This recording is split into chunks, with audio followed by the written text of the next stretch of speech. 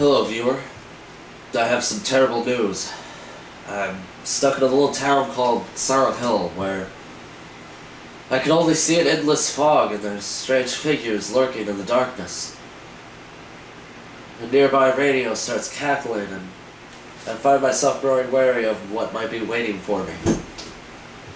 But I should be okay. I have my still pipe and flashlight, so I should be good to go. As soon as I get back from the town of Silent Hill, I'll make another video.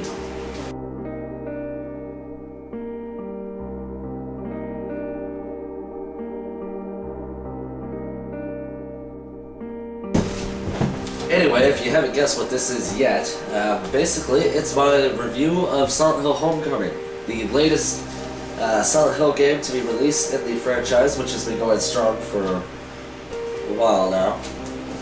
Now, this is the first Silent Hill game to be done by an American development team.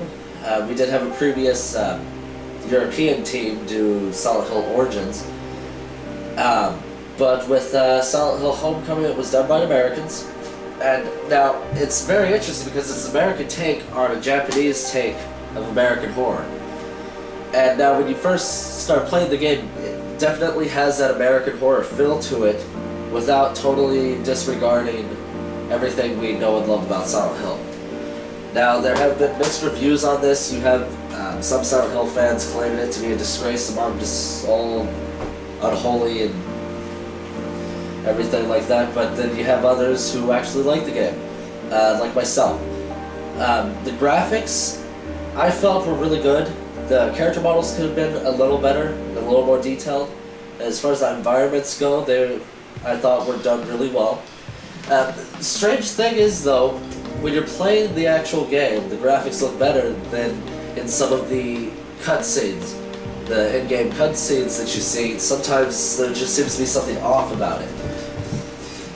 Now, with this game, it is really the first time that a development team has actually tried to improve the combat system. Now, interestingly enough, the combat system in Silent Hill Homecoming is, in my opinion, has a steep learning curve. My first playthrough of the game, I had a tendency to see a monster and kind of have an uneasiness because they could totally kick my ass. They could beat the living shit out of me and kill me in a matter of seconds. And so I was scared of them, and I would stay away. But then as soon as you beat it through once, you start to master the combat style, because it's really different than what you see in most games. But once you get the hang of that combat system, you become the badass that Alex was meant to be, I suppose. As far as story goes,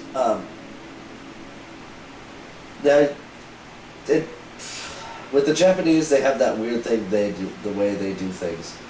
The Japanese are just weird. I don't think any other culture will understand their horror. But with Silent Hill Homecoming, you have a story that pulls you in. You have two aspects of the story that I won't get into too much detail in. You have Alex's part in the whole story, which is obviously emphasized because you are the main character. And then you have the story of the town of Shepherd's Glen. Now with Silent Hill Origins, they tried, because apparently with Silent Hill fans, Silent Hill 2 is apparently everyone's favorite Silent Hill game. Personally, mine is 3. But since just about every fan is like, I love Silent Hill 2, Silent Hill 2 was when Silent Hill was at its best in the entire franchise, and it's never been the same since.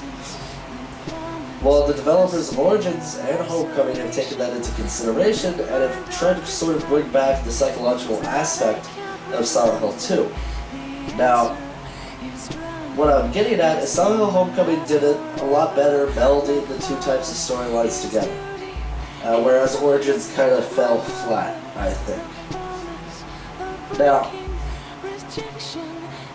the story, in my opinion, is not disappointing. It has a good story, even though one side of the story might kind of shadow over the other side of the story. They did a good job of melding it together with the game. Actually, Alex Shepard is one of my favorite main characters from the Silent Hill franchise, aside from Harry. of course.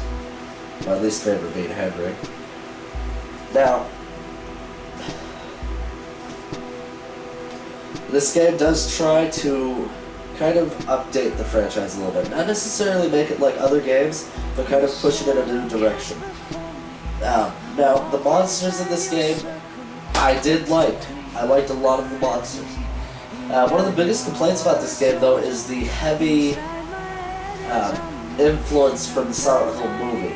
Now, whether this was something Konami was trying to push because the movie was successful, or whether it was just the American developers trying to pay homage to every aspect of the Silent Hill franchise, it's really uncertain.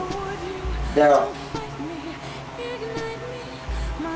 a lot of people look at the game and I've noticed that they have a tendency to emphasize the movie element of it and kind of bypass the actual new elements and the creativity that they've put into the actual game. And they sit there and they're like, this other world looks like the movie. When actually, when I was in the other world, I was almost never reminded of the movie.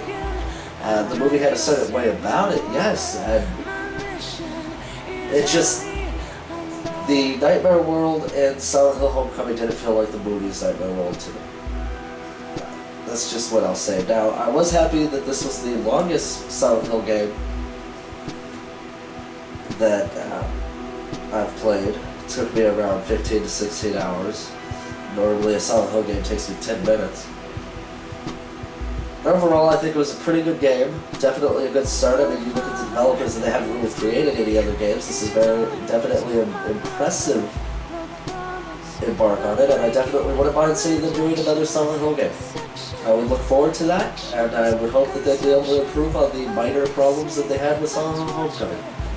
And I hope that fans of the Silent Hill games will look over the fact that it's done by an American team and actually buy the game and give it a chance, like I did.